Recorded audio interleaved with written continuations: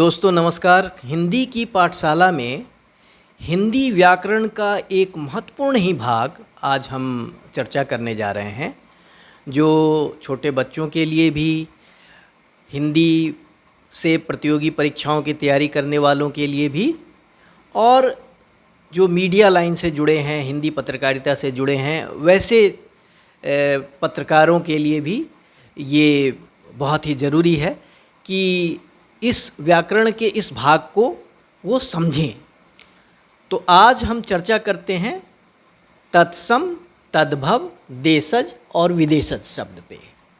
तत्सम का अर्थ आप समझें संस्कृत से लिए गए शब्द, तद्भव जो हिंदी भाषा के शब्द हैं, देशज जो भारत की बोलियों से लिए गए, भारत में जितनी भी भाषाएं हैं, बोलियां हैं, उनसे लिए गए शब्द, और विदेशज तो नाम से ही स्पष्ट है कि जो विदेश के शब्द हों। आइए अब विस्तार से इन शब्दों पे चर्चा करते हैं। तो तत्सम शब्द जो हैं संस्कृत भाषा के वैसे शब्द जो बिना किसी परिवर्तन या बदलाव के हिंदी में प्रयोग किए जाते हैं।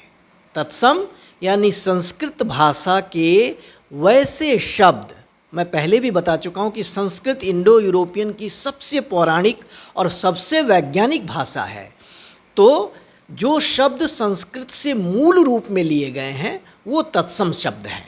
और इसकी परिभाषा अगर हम गढ़ें तो हम ऐसे बोलेंगे कि संस्कृत भाषा के वैसे शब्द जो बिना किसी परिवर्तन या बदलाव के हिंदी में प्रयोग किए जाते हैं। अब उदाहरण देखते हैं। सूर्य, कर्ण, विद्यालय, सत्य, मुख, नग्न, कर्म, स्वर्ण, घृत, मित्र, अग्नि और हस्त। इस तरह से और भी शब्द हैं, मैंने कुछ उदाहरण आपको दिए। मैं उदाहरण एक बार फिर बता देता हूँ, ऐसे वीडियो पॉज करके भी बच्चे देख सकते हैं इसको। जो तत्सम शब्द के उदाहरण हैं वो हैं सूर्य, कर्ण, सूर्य मतलब सूरज, कर्ण मतलब कान, जो ये तद्भव शब्द हो जाएंगे, आगे मैं चर्चा करूँगा।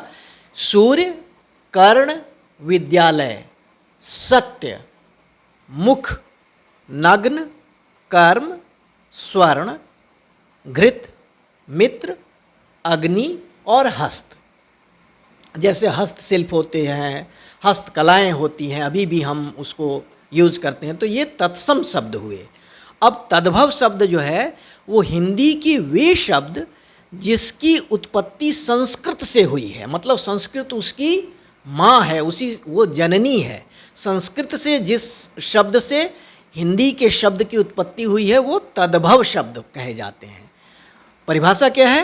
हिंदी के वे शब्द जिसकी उत्पत्ति संस्कृत से हुई है या जो शब्द संस्कृत से बने हैं उसे हम तद्भव शब्द कहते हैं। जैसे सूर्य तत्सम में हुआ तो सूरज, कर्ण वो हो गया कान, विद्यालय हम तत्सम में यूज़ करते हैं, तद्भव में हम उसको स्कूल, और सत्य का हिंदी में सच, मुख का मुँह, नग्न का नंगा, और कर्म का काम, स्वर्ण का सोना। घृत तत्सम शब्द है और उससे बना घी वो तद्भव शब्द है। मित्र तत्सम शब्द है और मित्र से तद्भव शब्द बनेगा तो दोस्त हो जाएगा। अग्नि का तद्भव क्या है? आग, और हस्त का तद्भव क्या है? हाथ। तो इस तरह से हमने तत्सम और तद्भव शब्द अभी समझे। आपको दिक्कत हो तो वीडियो पॉज करके एक बार देख सकते हैं। आगे हम समझते हैं देशज शब्द को।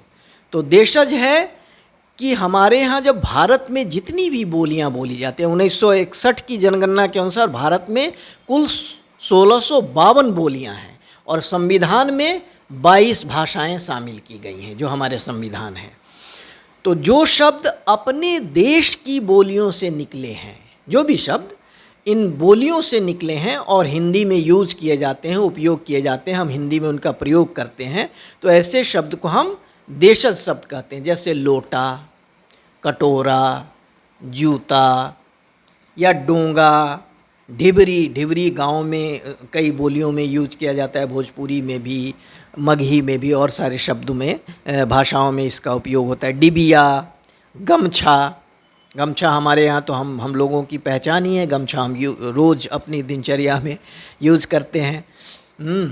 थैला, गाड़ी, झाड़ फुनगी और खिचड़ी, ये सारे शब्द और भी शब्द हैं, मगर हमारे अभी जितनी सीमाएँ थी उसमें हमने आपको इन शब्दों को लिख दिया है कि जो देशज शब्द हैं वो हैं लोटा, कटोरा, जूता, डोंगा, ढिबरी, डिबिया, गमछा, थैला, गाड़ी, झाड़ फुनगी और खिचड़ी। तो ये शब्द हो गए देशज।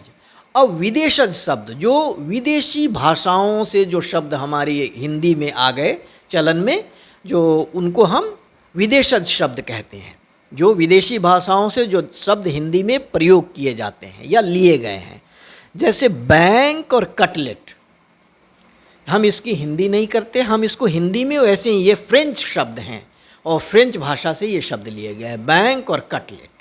जैसे इंजन, स्टेशन, अफसर और पापा और मम्मी, टीचर, ट्यूशन, स्कूल, ये सब आम शब्द हैं जो हम आम दिनचर्या में हरदम यूज़ करते हैं, प्रयोग करते हैं हिंदी में। तो ये सारे शब्द इंग्लिश के हैं, अंग्रेजी के। वैसे ही हिंदी के कुछ शब्द जो अंग्रेजी भाषा में भी यूज़ किए जाने लगे हैं, उसमें जंगल है, सत्याग्रह है, घेरा डालो है, लाठी चार्ज है, ये सारे हिंदी के शब्द अब अंग्रेजी में भी यूज़ किए जाने लगे हैं, अंग्रेजी में भी प्रयोग किए जाने लगे हैं।